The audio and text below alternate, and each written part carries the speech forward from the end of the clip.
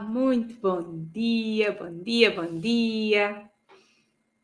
Bom dia. Bem, hoje é sexta-feira, mas continua a ser um dia de muita partilha, de muita informação, ok? Então hoje trago-vos aqui um tema que chega até a mim com muita frequência.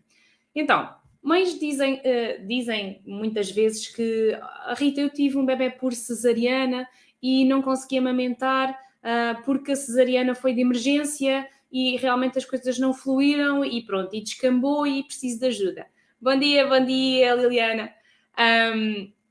E a verdade é que recebo... Esta é uma das questões que costumo receber em relação à amamentação. Então, vamos desmistificar aqui um bocadinho isto, ok? A verdade é o quê?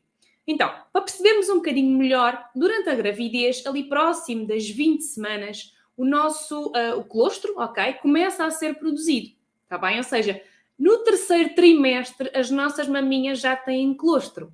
O que é que acontece? Porquê é que o colostro não sai ao longo da nossa gravidez? Tem a ver com uma questão hormonal.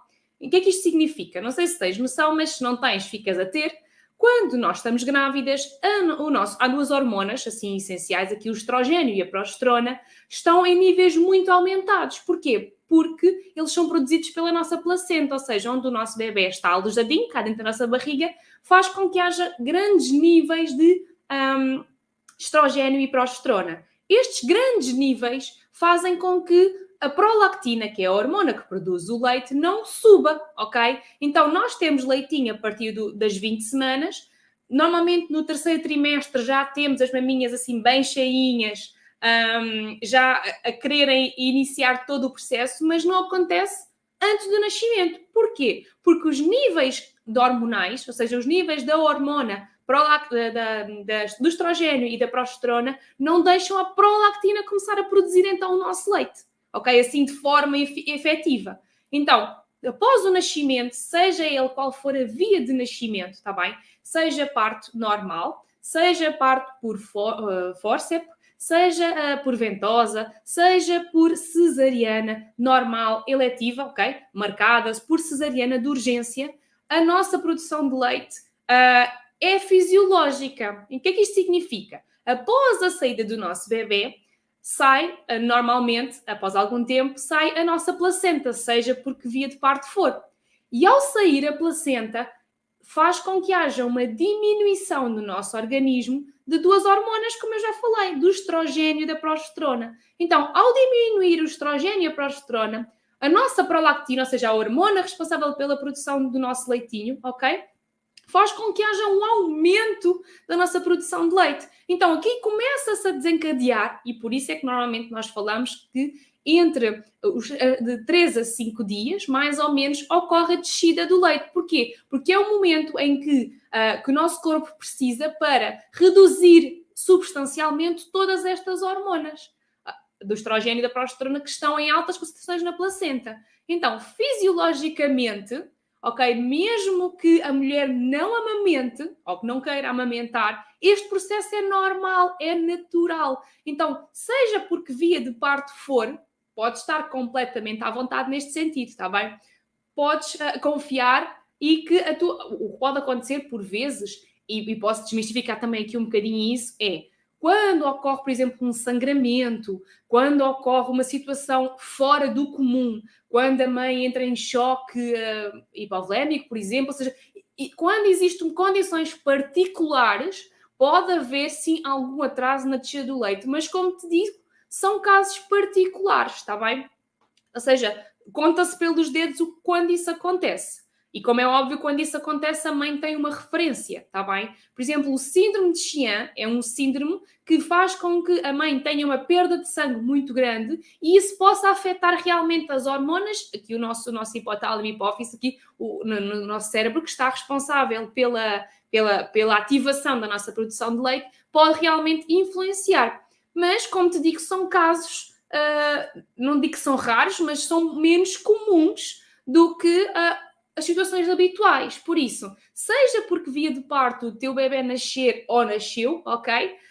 Isso não impede em nada. Porquê? Porque a produção é fisiológica. Caso tu não queiras amamentar, vais ter sempre leite numa fase inicial, ok? Colostro, vamos falar de colostro numa fase inicial, mas ele vai sempre surgir. Depois, como é que ele é mantido? Ele é mantido se a mãe colocar o bebê à mama, ok? Com frequência. Porquê? Porque a estimulação da produção de leite está relacionada com a parte hormonal e está relacionada com a sucção do nosso bebê. Então, temos que ligar sempre estas duas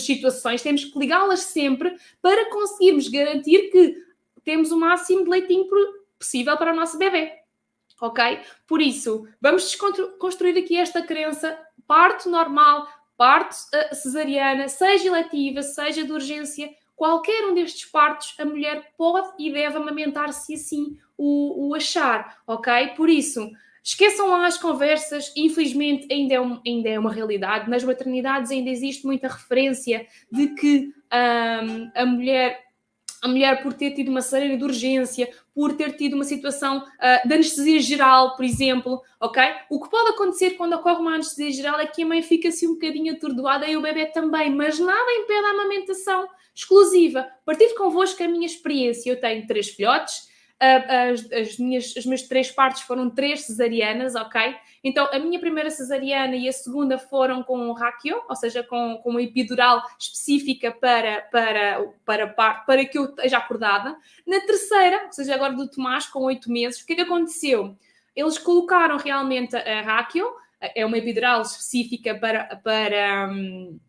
para o... Ajudem-me a cesariana, mas o que é que aconteceu? Não pegou, ou seja, possivelmente não foi dada no sítio certo, aconteceu alguma coisa, não pegou, e eu estava a sentir todas as dores, ok? E ao estar a sentir todas as dores, o que é que aconteceu? Eu queixei-me e disse que estava a sentir dores e naquele momento praticamente apagaram-me, ou seja, deram-me uma anestesia geral. Porquê? Porque a cesariana já estava a acontecer. Então, eu tive anestesia geral, antes de sair da sala cirúrgica, eu acordei, já estava, quando fui para o recobro, já estava lá o papá a fazer contacto pele a pele com o bebê, e prontinho, acordadinho, mais desperto, ok, que ele veio assim também um bocadinho atordoado com toda a medicação que ele veio, desperto, pronto para a primeira mamada. Então, ainda no recobro, ocorreu a primeira mamada. Por isso, anestesia geral, ou raquio, ou epidural, ou seja qual for a anestesia que a mulher use, não tem problema absolutamente nenhum em relação à amamentação. Por isso, podem estar 100% confiantes em relação a isso. Se vos disserem o contrário, peçam explicações, está bem? A verdade é que, infelizmente, a nível de Sistema Nacional de Saúde e até mesmo nos privados, a maior parte dos profissionais não está muito dentro da área da amamentação. Muitas vezes também por falta de tempo, por não conseguirem, ok? Porque a área da amamentação é extremamente exigente. E eu, por exemplo, neste momento estou a fazer a minha formação, estou quase a terminar a minha formação das CAIM, das Consultoras de Alimentação Infantil Natural. Eu tenho várias CAMs nesta formação e elas próprias, algumas delas são especialistas na área da obstetrícia e elas próprias assumem que não têm tempo, elas não conseguem chegar melhor às mães. Então fazem o melhor que conseguem. E, infelizmente, a maior parte dos profissionais ou domina, mas não tem muito tempo que consiga lá chegar, ou não domina e por vezes manda alguns bitites menos... pronto. E isto muitas vezes mexe logo com a confiança da mãe numa fase inicial. Então, qual é o melhor remédio para tu conseguires superar estes desafios que vão surgir? Ok, vão surgir, esquece lá isso, vai surgir. O que é que tu podes fazer? Podes literalmente estar informada, colher informação, ter uma pessoa que te acompanhe, seguir pessoas que partilham conteúdos em relação a este tema, ok? Aproveito também para partilhar contigo workshop ABC da amamentação. Eu vou partilhar muita coisa, muita informação que posso dizer que já salvou muitas amamentações. Felizmente tenho esse feedback, ok?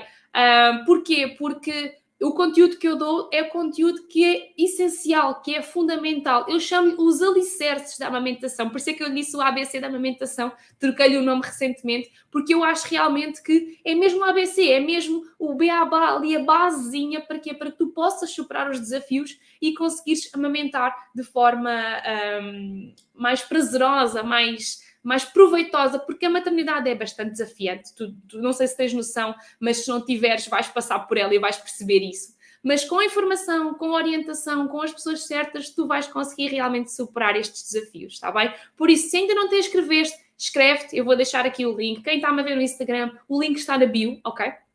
podem colocar, é 100% online, 100% gratuito, começa na próxima semana, ok? Vai ser terça, quinta e domingo, ok? Vou partilhar muitos conteúdos, eu estou a contar em média mais ou menos com uma hora e meia, mais uma hora e meia de conteúdos em cada uma destas aulas. Por isso, eu acredito que já fez a diferença em muitas famílias e acredito que também possa fazer em ti e nas tuas amigas, se realmente tiveres alguma amiga grávida ou se tiveres alguma amiga a amamentar, partilha, está bem? Porque realmente pode fazer diferença. Já desconstruímos aqui mais um mito. Ao longo destas aulas vamos desconstruir muito mais. Vamos ter momentos de perguntas e respostas que eu acho que são muito importantes para percebermos que a amamentação é um mundo, sim, é desafiante, sim, mas tem momentos muito prazerosos que todas as mães devem usufruir se assim o entenderem, se a prioridade delas for amamentar, ok? Por isso, se ainda não te inscreveste, inscreve-te. E fica já aqui a saber se realmente a amamentação é uma prioridade para ti. Não é pelo tipo de parto que isso pode ser influenciado, como eu te disse, ok? Por isso, podes confiar.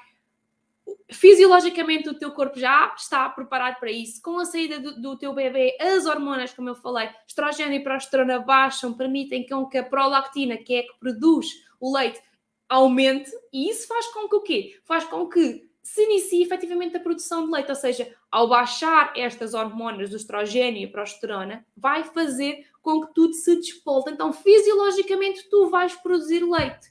Agora, o que é que tu podes fazer para ajudar ainda mais e que isto ocorra o mais rápido possível e o quanto antes? Bebê na maminha, ok? Quanto mais o teu bebê mamar, mais leite tu vais produzir. Então, confia em ti, confia no teu corpo. Se sentires algum desafio logo numa fase inicial, procura apoio, procura ajuda, porque no momento inicial é muito mais fácil orientar e ajudar famílias no momento inicial. Depois, mais tarde, por vezes, introduz o biberon. Bom dia. Ana, introduz o biberon, introduz outras tetinas e tudo se torna mais desafiante. Por isso, antes de fazeres isso, pede apoio, pede ajuda, pede orientação e é perfeitamente possível. Às vezes basta um pequeno ajuste, ok? Um pequeno ajuste e faz toda a diferença, está bem? Por isso, esquece lá o tipo de parto, se for cesariana, se for parto normal, tu vais ter o teu leite a ser produzido, está bem? Não te preocupes em relação a isso, confia em ti, confia no teu bebê. E se queres saber mais, dominar mais este tema, inscreve-te, ok? Inscreve-te no workshop ABC na amamentação, 100% online, 100% gratuito, link na bio, ok? Quem está a ver no Instagram e no Facebook, também tem na capa do Facebook, também irei deixar aqui o link, ok? Qualquer dúvida, estou à distância de uma mensagem, um WhatsApp, uma mensagem privada, qualquer informação, estou disponível. Beijinho, até à próxima dica, será em breve.